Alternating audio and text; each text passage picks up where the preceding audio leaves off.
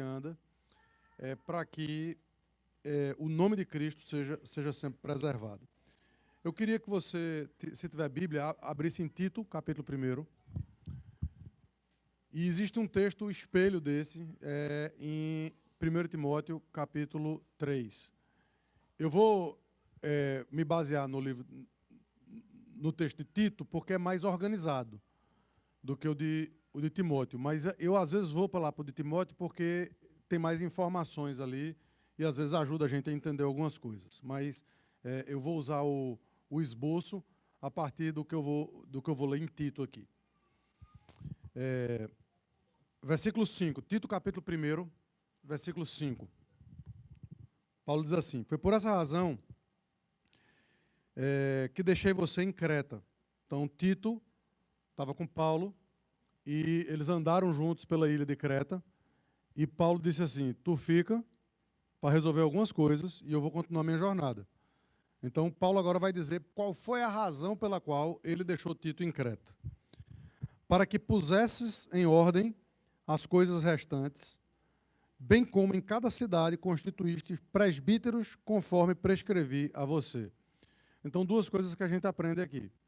Tá? A primeira é que igreja é um organismo e uma organização que requer trabalho. Então, Tito precisou ficar porque tinha coisa que não tinha ficado em ordem e precisava ser colocada em ordem. Então, dá trabalho. Plantar uma igreja, estabelecer uma igreja e tudo mais, e principalmente várias igrejas, como estavam sendo plantadas aqui. Em cada cidade, você vai ter presbíteros distintos, presbíteros diferentes e tudo mais. A segunda coisa é que existe uma prescrição para que esses homens sejam escolhidos e apontados como líderes da igreja. Constituísse presbíteros conforme eu te prescrevi. Eu já escrevi, eu já falei para você, já escrevi para você como esses homens tinham que ser. Eu vou relembrar isso aqui a você. Quando a gente espelha essa carta com Timóteo, 1 Timóteo capítulo 3, a gente vai perceber que Paulo vai além, essas qualificações vão além dos presbíteros, mas ele aplica ali para os diáconos também, tá certo? Então, os diáconos e presbíteros, todos os oficiais da igreja, precisam passar nesses 3 testes aqui, que é o que eu quero trazer para vocês, como aqueles que vão escolher e votar nesses homens, para que possam fazer isso com temor e tremor. Versículo 6 fala sobre o primeiro assunto, que é o assunto da família. É o assunto da família. O texto diz assim: alguém que seja irrepreensível, marido de uma só mulher, que tenha filhos crentes e que não são acusados de devassidão, nem são insubordinados. Então, a primeira área que você vai olhar para a vida desses homens é para a sua família. Tá certo? É para a sua família. Eles têm... Primeiro, eles são... A palavra irrepreensível aqui, que vai aparecer 2 vezes lá em Timóteo, é uma palavra que a gente precisa... a gente precisa ter muito cuidado com ela, porque a literalidade em relação a essa palavra, ela vai trazer o fato de nenhum de nós ser capaz, nenhum de nós é a 100% irrepreensível em nenhuma dessas áreas. Né? Todos nós somos pecadores. Irrepreensíveis, ou maduros, ou perfeitos, segundo as Escrituras, são aqueles que não têm essas falhas de caráter como sendo uma marca da sua vida e que não se arrependem daquilo que fazem. Então, alguém que anda com o coração arrependido e alguém que tem uma marca na sua história de ser um homem de família, de ser marido de uma só mulher e de ter filhos crentes, é isso que precisa ser observado aqui nesse primeiro ponto, que é o ponto da família. Então, o que significa ser marido de uma só mulher? Tá? Então, primeira coisa, a gente precisa conhecer a história para que a gente não julgue de forma equivocada, tá certo, as pessoas. Né? Tem gente, por exemplo, que tem história pregressa de vida, normal, até que se converta, até que conheça a Cristo. Então, a partir do momento que você conhece a Cristo, você tem uma vida transformada. Então, essa é uma coisa extremamente importante de se compreender. Tem muitos líderes de igreja hoje que têm vidas pregressas e que, eu não sei, a primeira vez que o pastor Augustus pregou lá na igreja, e ele contou para as crianças a história de que ele tinha sido ladrão de posto, tinha fumado maconha, tinha fumado maconha, tinha sido ladrão de posto e que tinha feito isso para comprar uma moto para poder dirigir sem carteira e fazer arruaça na rua. Então, essa é a ou seja, vida pregressa, tá? Mas houve um momento em que ele se encontrou com Cristo e que aquilo não mais... Ele continua andando de moto, mas aquilo não mais é a marca da vida dele, da história dele. Então a gente precisa... essa palavra aí, diga. Você precisava ver o que ele fez aqui domingo. Liga o microfone para a gente poder entender. Não, tá ligado. Agora, se falasse, né? Você precisava ver o que ele fez aqui domingo.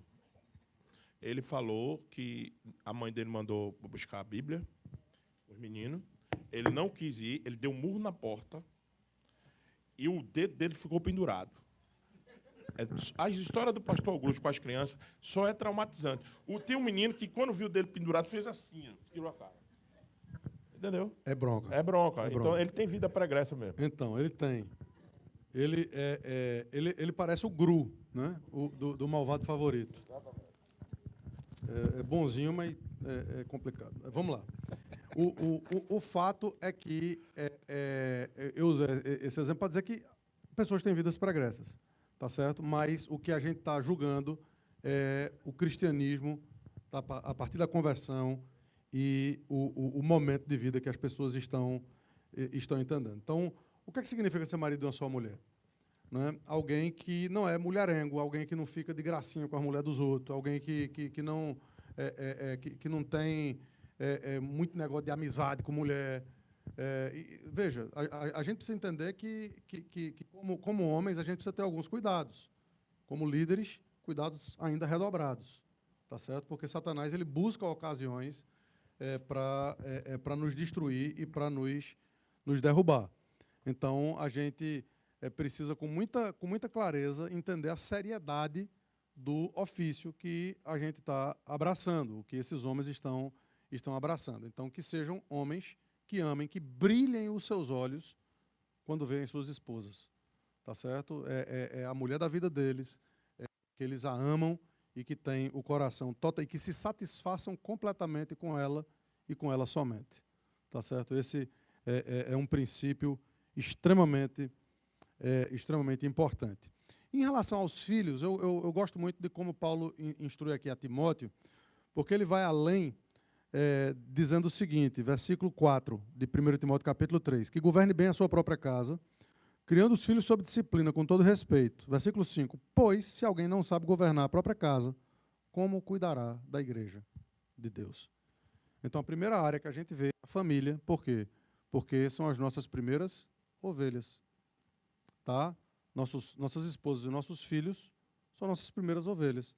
E são aquelas que mais precisam de ser pastoreados por nós. Tá certo?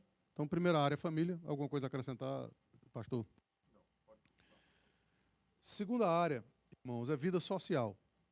Tá? Como é a vida social da pessoa que vai ser líder da nossa igreja. E aqui estão os versículos 7 e 8 de Tito, capítulo 1. O versículo 7 fala de algumas questões negativas e o versículo 8 de algumas questões positivas. Porque é indispensável que o bispo, por ser encarregado das coisas de Deus, ou seja, existe aqui uma razão, né, aqueles líderes da igreja, eles são encarregados das coisas de Deus. É um privilégio, mas é um peso.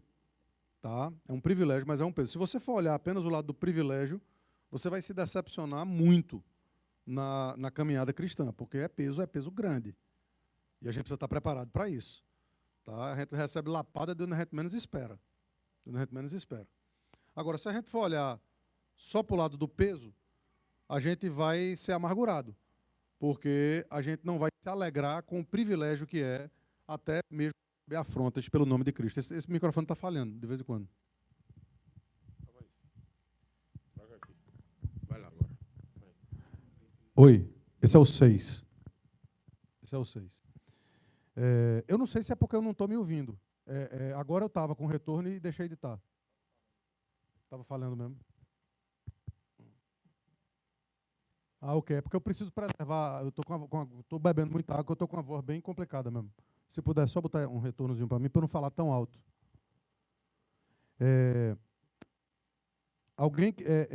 Cadê onde é que eu estou? Versículo 7. Porque é indispensável que o bispo, por ser encarregado das coisas de Deus, seja irrepreensível. Aí veja só. Não arrogante. Alguém que não se irrita facilmente. Não apegado ao vinho, não violento e não ganancioso. Então, são algumas prescrições negativas aqui daquilo que nós precisamos falhar, ou daquilo que nós precisamos abandonar, aquilo que nós não podemos ser. Orgulho, de novo... Tá, ok. O orgulho, queridos, é aquilo que vai matar qualquer ministério. Vai matar qualquer ministério. Porque os homens colocados em posição de liderança, eles são vitrine. Tá certo? Eles são... E vitrine é onde se joga pedra, mas vitrine também é quem muitas vezes se orgulha, quem acha que é alguma coisa por conta de um possível ofício ou cargo que recebe. Então, se alguém tiver o desejo, tá certo, de ser líder da igreja, para poder se colocar no lugar de líder, precisa ver o que Pedro diz aos presbíteros. 1 Pedro capítulo 5, o apóstolo Pedro diz que... abre aí, Sam, rapidinho. 1 Pedro capítulo 5, é impressionante isso. Achei. Ele diz assim, ó, aos presbíteros que há entre vós, eu presbítero como eles, testemunho dos sofrimentos de Cristo e co-participante da glória de Deus, peço que pastoreiem um rebanho de Deus que há entre vós, não por obrigação, mas espontaneamente, como Deus quer, não por ganância, mas de boa vontade, não como dominadores do que lhes foram confiados. Então, os líderes não são aqueles que dominam, aqueles, eu sou líder, você tem que me obedecer. Não, eles têm autoridade, mas é uma autoridade conquistada com o seu caráter. É uma autoridade conquistada com o seu caráter. Tá certo? Não por orgulho, não por vaidade, não por jogar confetes em si mesmo. É alguém que serve. Na verdade, a palavra elder, presbítero, overseer, é aquele que supervisiona o trabalho, mas às vezes eles são também chamados de ministros, que juntamente com diáconos tem o mesmo significado, que é a palavra servo. Servo.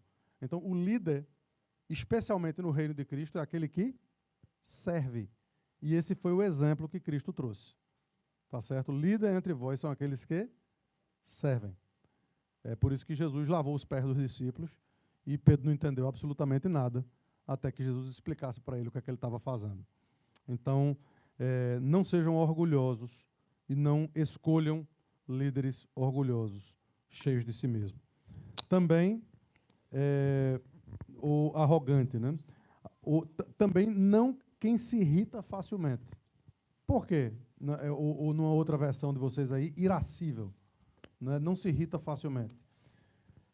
Porque vão pisar no seu pé, se você for líder da igreja. Vão botar o dedo na sua cara. Vão dizer coisas contra você. E se você se irritar facilmente, você vai viver irritado. Então, o líder de igreja, ele tem um pavio longo. Ele tem domínio de si, ele tem domínio próprio. Ele é alguém que sabe lidar com crítica. Ele é alguém que sabe lidar com falatório contrário.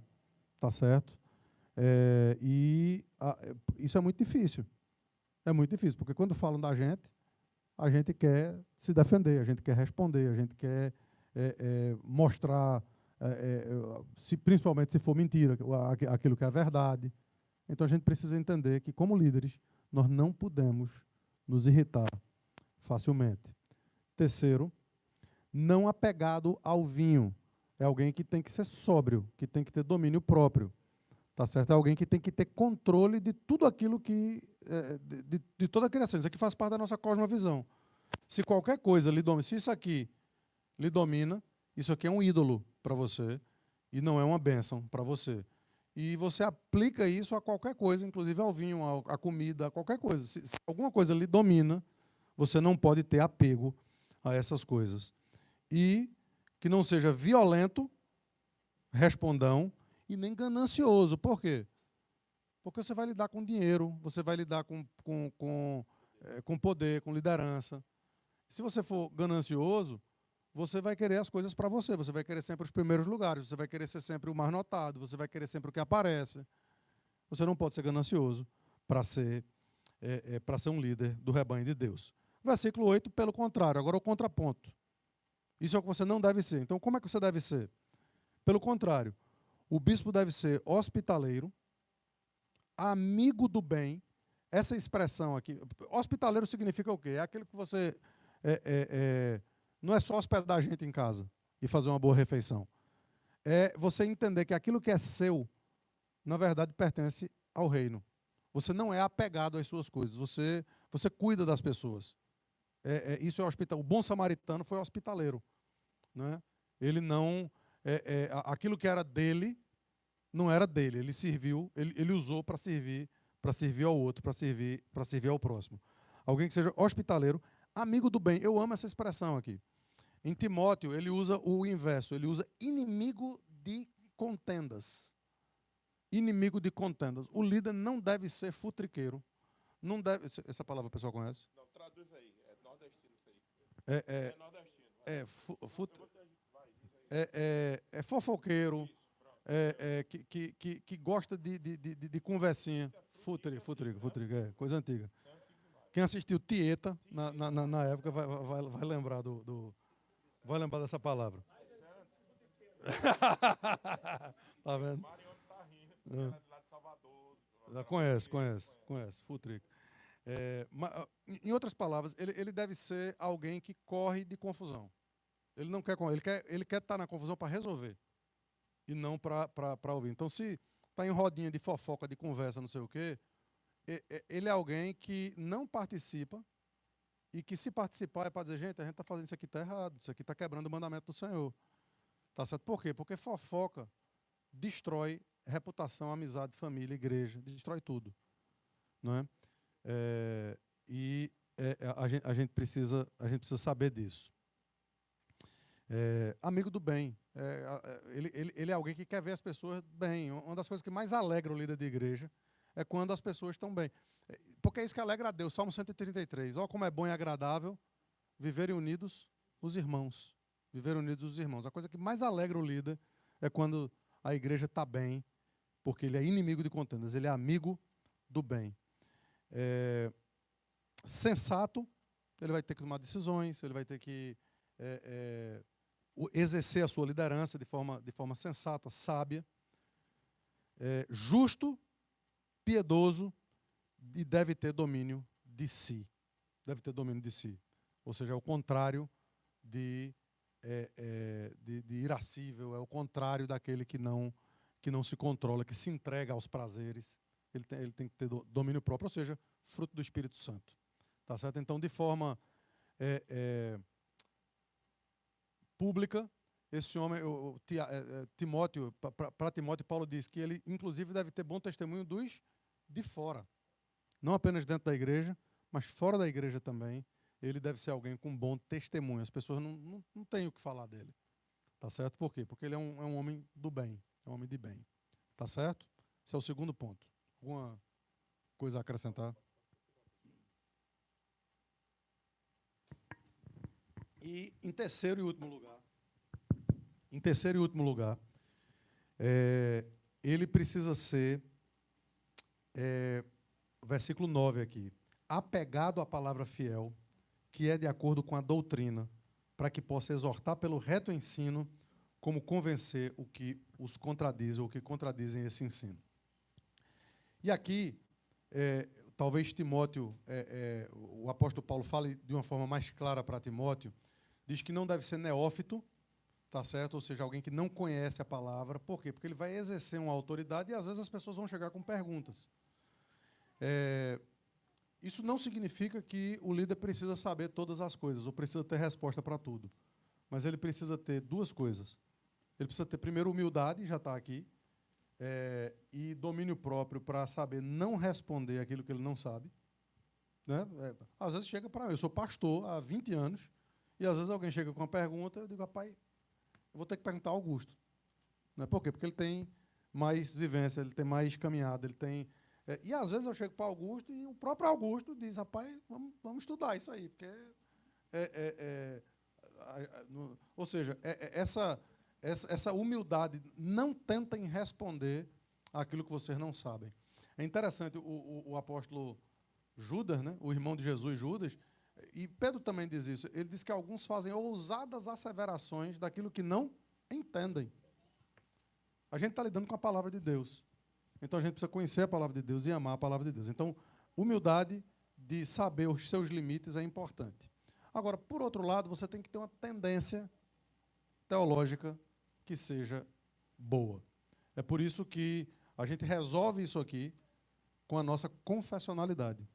É por isso que os líderes da igreja, eles juram subscrição confessional. Eles prometem que não é o posicionamento deles que vai prevalecer, mas é o posicionamento da igreja, estabelecido nos símbolos de fé, porque nós entendemos que aquele posicionamento é o mais próximo das Escrituras.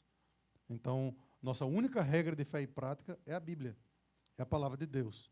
Então, os líderes da igreja, eles precisam saber disso e abraçar isso com muito afinco, com muito cuidado, com muita força. Né? Por quê? Porque a confessionalidade Augusto escreveu uma vez um artigo dizendo que é por onde entram os lobos. Porque todos os líderes de igreja um dia juraram subscrição confessional. Se eles juraram subscrição confessional e estão ensinando ou permitindo alguma coisa fora da confissão, eles estão quebrando o terceiro mandamento. Eles tomaram o nome de Deus em vão. E Deus não tem por inocente aqueles que tomam seu santo nome em vão. Tá certo? Então, que eles sejam apegados à palavra fiel, que é segundo a doutrina. Ou seja, eles amam a Escritura e a palavra de Deus.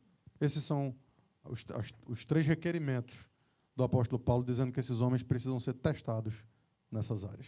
Tá bom? E como eu disse, é com temor e tremor que a gente fala isso.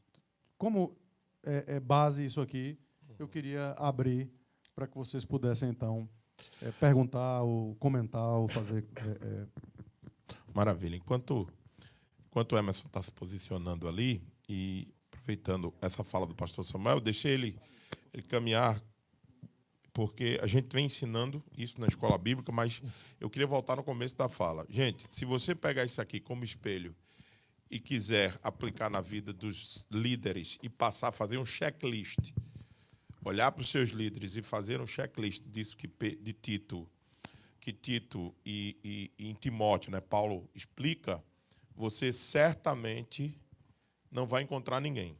Inclusive eu e Samuel estaremos desqualificados. Né?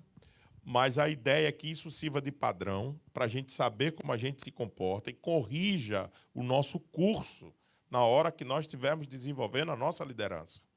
Nós vamos ser 100% em tudo isso? Não, ninguém é. Mas temos que ter o compromisso de querer melhorar, de querer avançar, para que a gente possa cumprir cada vez mais os requisitos desse tipo de texto que foi colocado aqui. Então, duas coisas são importantes. Nunca esquecer do padrão, olhar sempre para o padrão, que em Cristo Jesus a gente tem, e muita vida de oração desses líderes e também de vocês como igreja. A igreja precisa orar pela liderança, porque a igreja precisa entender que nós não somos os líderes diferentes das tentações, das paixões que vocês sofrem, que vocês têm. Que a gente somos sujeitos às mesmas tentações, às mesmas fraquezas. Então, vocês precisam ajudar a liderança de vocês, primeiro orando muito por ela e animando-a Porque vocês vão pegar líderes aqui dentro, quando a situação está ferrenha, quando a coisa está pegando aqui dentro, vai acontecer isso, que uns vão querer desistir, outros vão querer ir embora.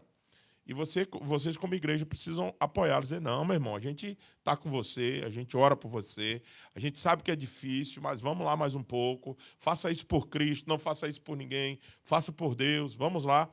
Então, tudo isso é preciso que a igreja, nesse momento, entenda quando ela está passando por essa situação.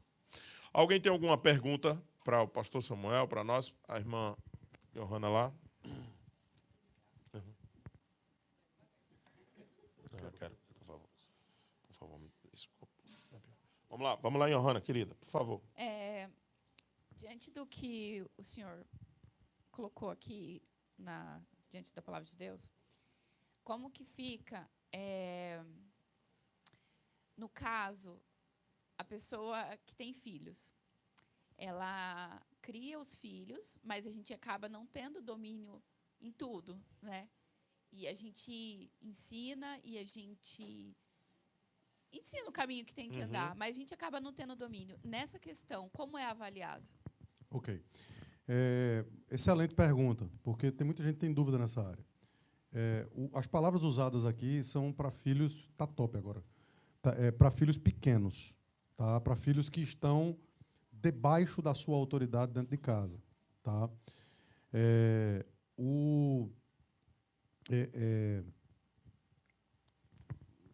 Eu estou com um filho de 21 anos agora e outro de 18 que eles estão saindo de casa.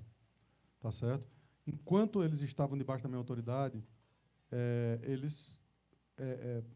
crianças, pecadoras e tal, mas o que caracterizava a vida deles era ir para a igreja, cumprir suas obrigações, não serem respondões, serem obedientes e tudo mais.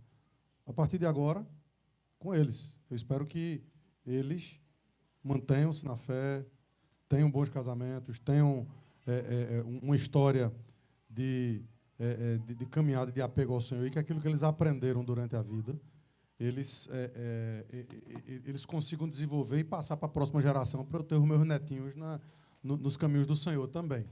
Mas se por acaso, daqui a algum tempo, um deles se desviar, eu espero em Deus que isso jamais aconteça, eles fora de casa, aquilo, muito embora seja terrível, e talvez eu mesmo chegue para o presbitério para dizer, gente, será que eu sou qualificado? Né, mas eu já vi isso acontecendo, né, com homens de Deus, e esses homens são qualificados. Esses homens são qualificados. Tá certo? Por quê? Porque o apóstolo ele está ensinando sobre aqueles que estão sob a sua autoridade. O grande problema é que, hoje em dia, todo mundo está precisando reaprender a criar filhos. Né? Porque a autoridade é algo desaprendido pelo sistema. A gente vive contra um sistema que coloca a autoridade exatamente onde a autoridade não existe. Existe uma inversão grande de valores. Eu sou de um tempo... Tem um quadrinho, esses memes, né? De duas fotos, uma professora, os pais e uma criança. Aí, nos anos 80, o pai perguntava para o menino: que notas são essas? Que notas são essas? O menino com a cabeça baixa e a professora com a de autoridade. Né? Hoje, né, nos dias de hoje, os pais perguntam para a professora: que notas são essas? A professora com a cabeça baixa e o menino com a de autoridade. Ou seja, está tudo inverso. Nós colocamos a autoridade em quem não tem. E, como crentes, a gente precisa entender que os pais é que são autoridades dentro de casa. Né? Os pais é que são autoridades dentro de casa. Hoje tem filhos escolhendo os destinos da família, até de igreja. Tem pais seguindo filhos para ir para a igreja, como se os filhos soubessem melhor do que os pais aquilo qual a igreja que eles devem frequentar. E isso é uma inversão total de valores. Então, entenda, essas palavras são para filhos dentro da autoridade de casa. Eu não sei se Sami concorda com isso. Concordo. Opa, desculpa. Sorry. Concordo plenamente. E essa é a questão.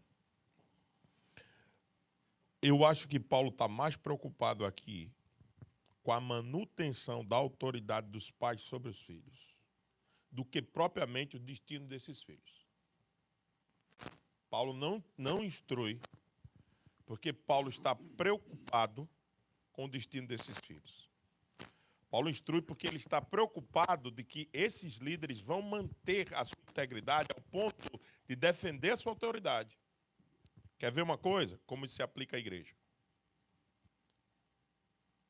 Nós, como lideranças dentro da igreja, precisamos manter a nossa autoridade, e entenda, e não é impô-la, é conquistá-la. Eu digo isso para os meninos, a turma da mesa que está trabalhando comigo já há uns 10 meses, eu canso de dizer a eles, vocês não podem, no dia que um pastor abrir a boca, e um presbítero, e um diácono abrir a boca para dizer assim, ó, eu sou o pastor dessa igreja, ele perdeu a igreja.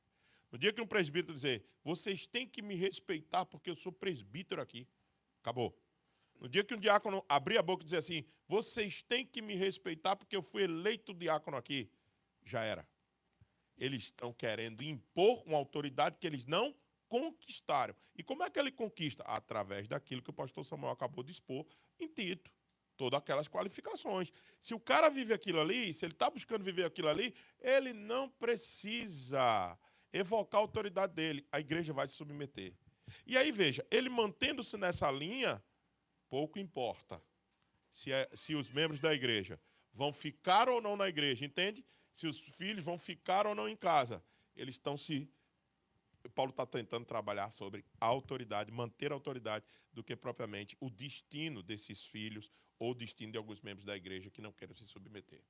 Então, eu acho que a gente não perde a qualificação, concordo com o pastor Samuel, mas eu entendo que Paulo está preocupado que a gente, de alguma maneira, tanto em casa quanto na igreja, a gente se qualifique para que a gente mantenha a autoridade, a gente conquiste isso diante do povo. Nesse sentido. Alguém mais? Alguma outra pergunta, por favor? Ainda dá tempo para mais uma. Ou Juliano.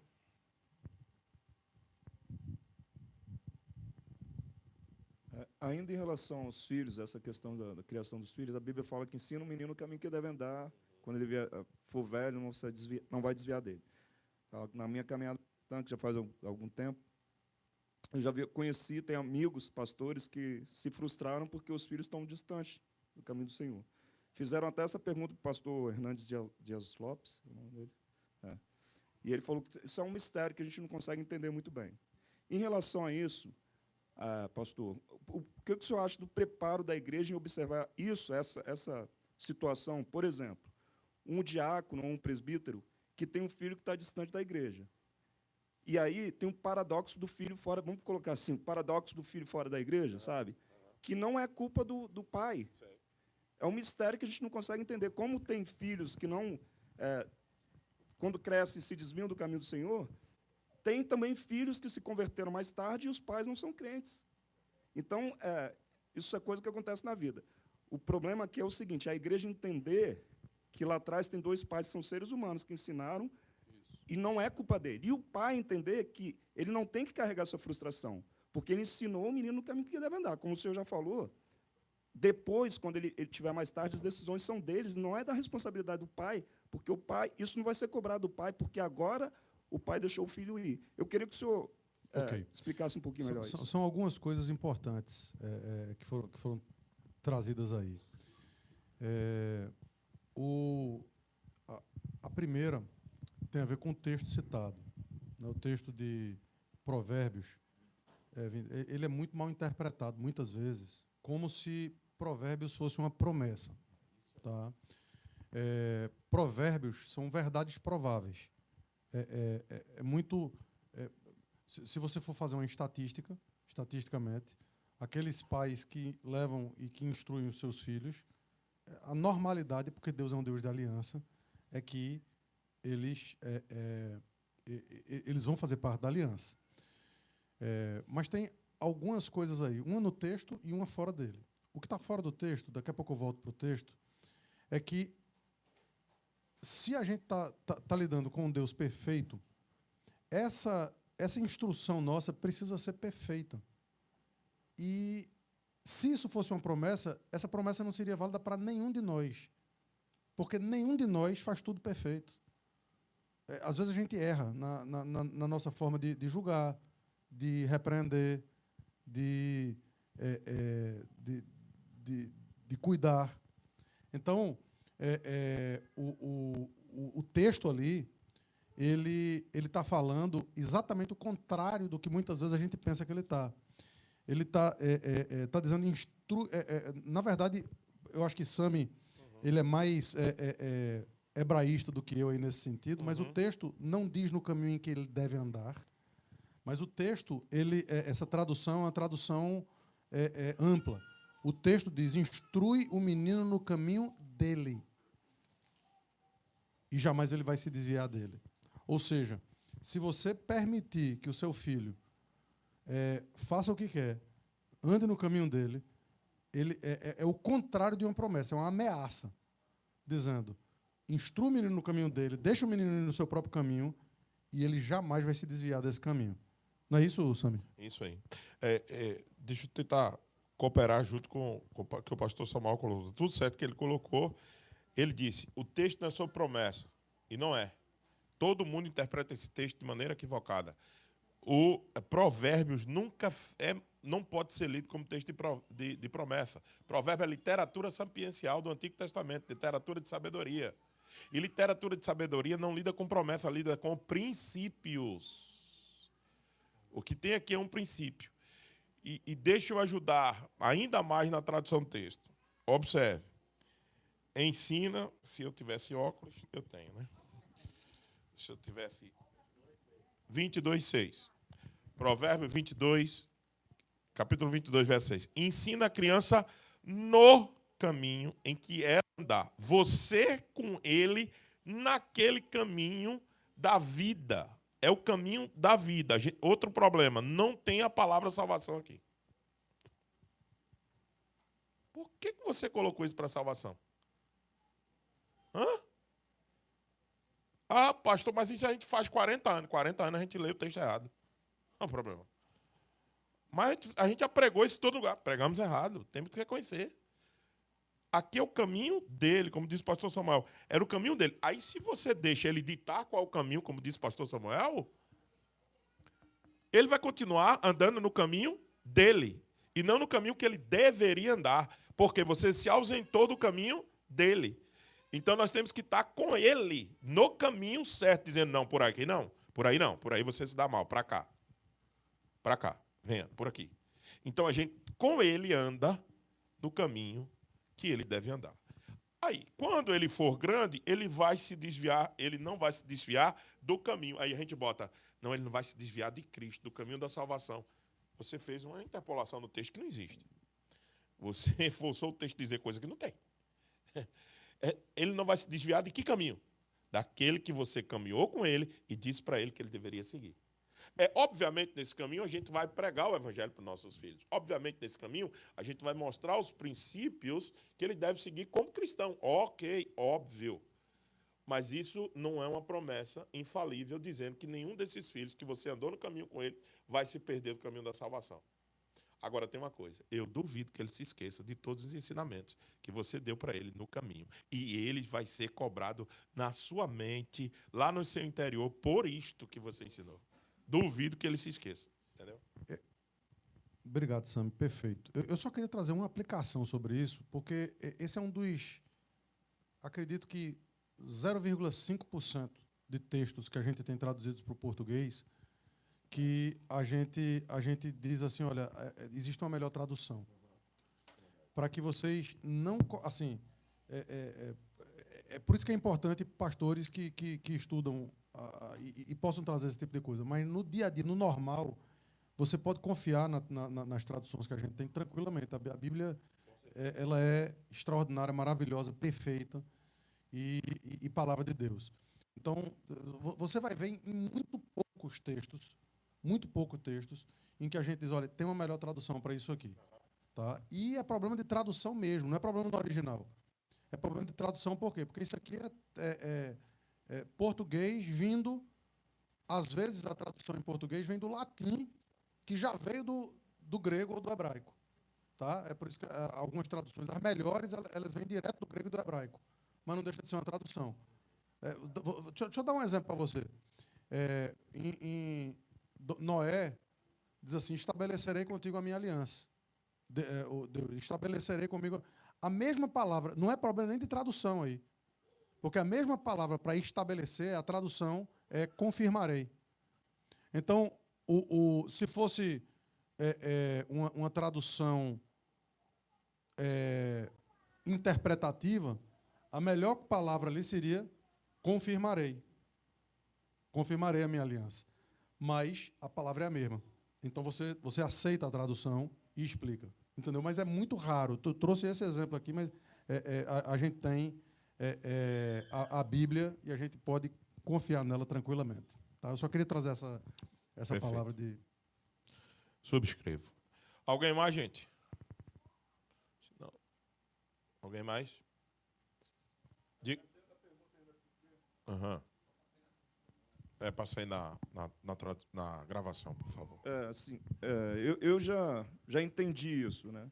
Mas eu queria que o pastor falasse um pouco, dentro da pergunta, em relação à igreja, a observar a liderança, por exemplo, a própria liderança da igreja, quando tem esse tipo de problema, como a igreja deve tratar com isso? Porque muitas vezes isso é um problema que pode trazer outros problemas dentro da igreja. Por exemplo, olha o filho dele, esse que a gente ouve muito. Isso. Olha o filho dele, não toma conta do filho dele e tá... Então, que muitas vezes não é verdade, ele toma conta de si, mas o filho está adulto, o cara está com 40 anos e está fazendo um monte de coisa que não é problema do pastor mais. Então, qual a orientação dos pastores em relação a isso, para que a igreja possa entender bem que isso não pode ser usado? Isso é um fermentozinho que vai jogar lá e que vai estragar a massa, né, na igreja, se a gente for deixar isso acontecer. É verdade. Que o juízo ele é sem misericórdia quando a gente julga sem misericórdia. Né? A partir do momento que você não tem mais essa responsabilidade, você é cobrado por isso, o problema não está mais em você. Mas a quebra do mandamento é o nono mandamento de quem está falando, de quem está falando isso. E é impressionante como às vezes as pessoas pecam em cima do que pensam dos outros. Né? Elas trazem para si a ira de Deus. Por quê? Porque Deus odeia essas coisas. Deus odeia o fermento, a erva daninha, né? Ou o joio, que serve. É por isso que eu disse: fofoca destrói e precisa ser extirpada. Precisa ser extirpada. Então, é precisamente isso, você está certo. Deixa eu tentar cooperar também, Juliano e os irmãos. Eu queria voltar a lembrar a gente, eu sempre tenho essas oportunidades para reforçar isso. Veja, quando eu estou criticando a família de algum irmão meu, porque o filho está fora da igreja, como disse Juliano, ou o mau comportamento interno dos nossos filhos, né? Aqui, às vezes eles estão na fase de bagunçar ou alguma coisa do tempo. Deixa eu trazer uma verdade de volta para a nossa mente. Nós somos um corpo e uma igreja. O mau comportamento do filho do fulano é problema também meu como igreja. A gente às vezes esquece disso. Nós nos pactuamos aqui, nós fazemos votos aqui quando alguém é recebido. Domingo passado, não foi domingo passado, não, foi domingo retrasado, nós prometemos ajudar a Marcos e Tamires, a ajudá-los a criar Mateus no caminho do Senhor. Vocês levantaram aqui e fizeram promessa diante de Deus. E Deus está aguardando a promessa de vocês. Toma. Deus está esperando que vocês cumpram o que vocês votaram. Então é muito fácil dizer assim: não, o problema é de Roxane, de Juliano, que tem 5 filhos. Não, o problema é meu com eles. O problema é de fulana que está com o filho desviado. Então, primeiro, lembre-se, nós somos igreja. Nós somos o corpo de Cristo. O problema é todo nosso. Claro, a responsabilidade primária e primeira é dos pais. Ok. Mas a igreja não pode ajudar, não tem que ajudar, não deve estar presente. Então, quando eu critico alguém da minha igreja, com a família da minha igreja, eu devia ter vergonha de fazer isso. Né? Porque eu estou falando de mim mesmo. Né? Eu chego lá fora e digo assim, mas rapaz, lá na minha igreja tem um cara que não cuida bem dos filhos. Mas tu tá falando, e tu é o quê naquela igreja? Tu não é parte da igreja, não. Como é que tu abre a boca para sair por aí falando mal dos teus irmãos que tu pertence ao mesmo corpo? Então você está falando de você. Você não coopera com nada para que isso mude. Você já foi lá, aplicou Mateus 18, foi lá no irmão e disse, rapaz, olha, os seus filhos estão incomodando, agora eu estou aqui para te ajudar a ver o que é preciso ser feito. Você está enfrentando algum problema em casa, quer que a gente ore? Você fez isso ao invés de estar falando por aí, na Rádio Fofoca? É o que o pastor Samuel, ele bate muito nessa tecla lá em Orlando, e esse é um dos males da igreja, a fofoca. O disse-me disse. Isso é terrível. E tem gente aqui que vai morrer, vai ter um caixão para ele, o outro para a língua. E tem gente aqui que vai ter um para ele e outro para a cabeça. Não, mas isso aí... Ele não perde, né? Eu também levanto a bola para ele cortar. Eu levanto a bola, vou falar de parte do corpo, a culpa é minha. Né? Não é dele. Então, eu só queria reforçar isso, Juliano. A gente não está falando de ninguém que a gente não esteja no corpo. E a misericórdia é muito importante. Porque lembra-se de uma coisa, você tem um filho também. E ele pode hoje estar muito bem, amanhã você não sabe. E você vai precisar contar com a ajuda dos irmãos. Cuidado, olha para dentro da tua casa primeiro, você tem filhos. Então tenha misericórdia. Ok, gente? Diga, Dezinha, só vou atender porque é você, Deza. E já acabou o tempo. Eu prometo ser rápido. Vai lá, por favor. Existe uma palavra na nossa Bíblia Sagrada que diz: o arqueiro, como é flecha no arqueiro, você coloca e solta. Exatamente. Eu vejo isso como os pais soltando os filhos depois de adulto, porque uma criança você não põe ali para mandar para o mundo. Então, eu entendo bem como o pastor nos explicou. Nós temos 4 filhos com a graça do nosso Deus. E não são perfeitos, porque nós também não somos perfeitos. A nossa oração é potente em nossa casa para os nossos filhos. Todos os dias, a nossa meditação primeira, Senhor, guarde o nosso lar e os filhos distantes, porque não estão mais conosco. Falhas existe muita, fofoca também. Família, principalmente, é a primeira a buzinar no nosso ouvido, muitas vezes. Crente, aquele tipo, né, de pergunta. Mas nós somos firmes na palavra do nosso Deus. E amamos os nossos filhos ainda com os defeitos que nos apresentam. Mas, olha, irmãos, eu digo, a minha caçula completou 46 anos. Passou por uma cirurgia há poucos dias. A primeira coisa que ela fez ao chegar em casa, ela falou: mamãe, eu sei que a senhora tem orado por mim, porque em 2 dias eu tive alta para sair do hospital. Falei: filha, como você puder se ajoelhar, agradeça a Deus, não aos teus pais, porque os pais oram 24 horas pelos dias. Até em sonho, nós oramos pelos nossos filhos.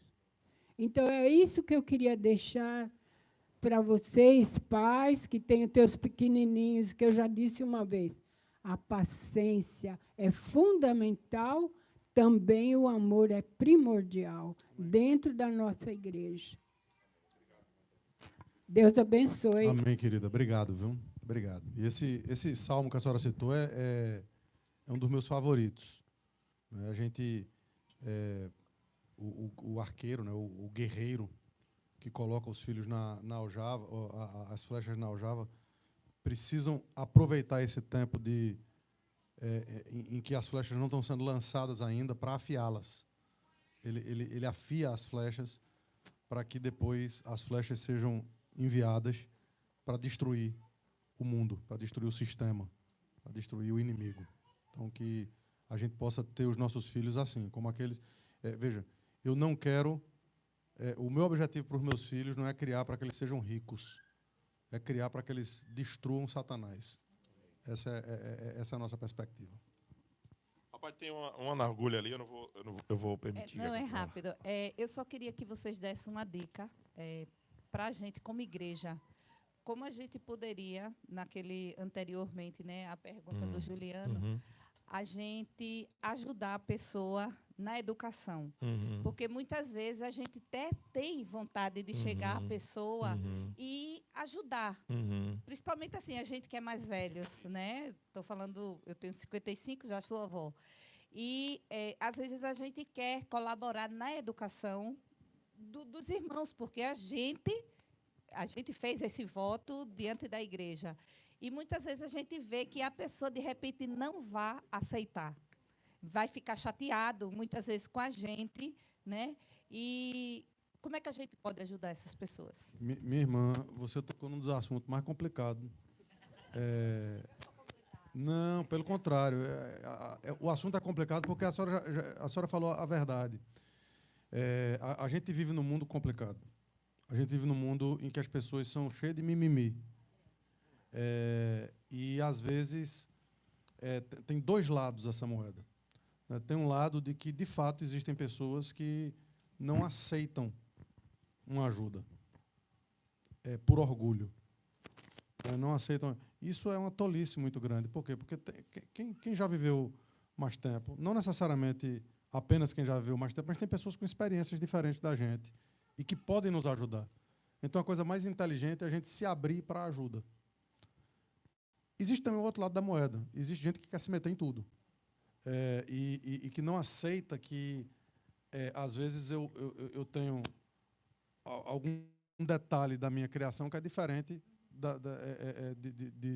de outras. Então, esse equilíbrio ele precisa ser encontrado em quem recebe o conselho e em quem dá o conselho.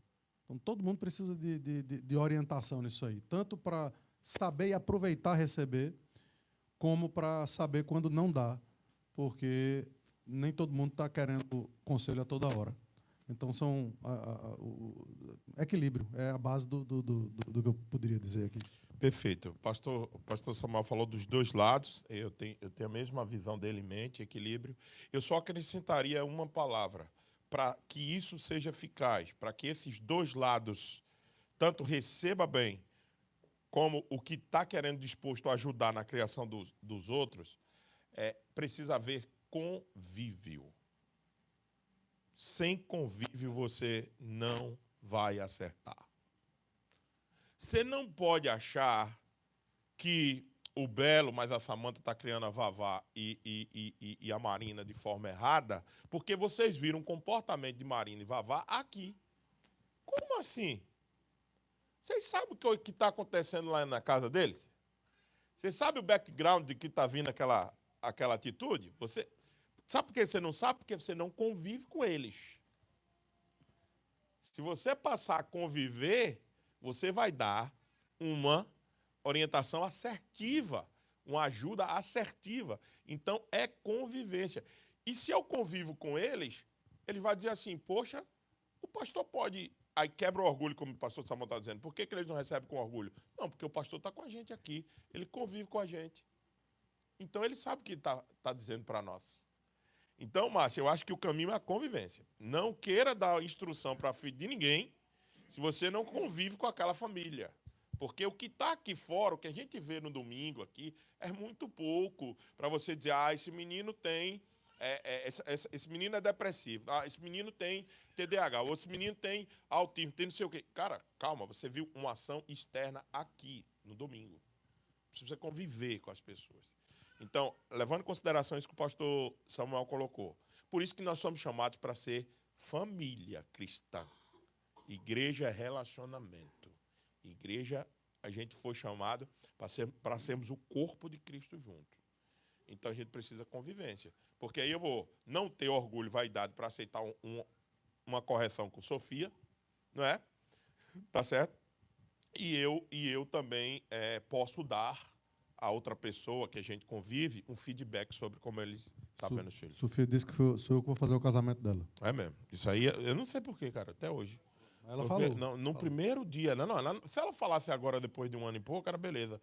Mas a primeira vez que ela te encontrou, ela disse, você vai fazer meu casamento. Por que ela viu em tu, Milton? Eu não sei. Gente boa, vamos parar por aqui? Vamos almoçar?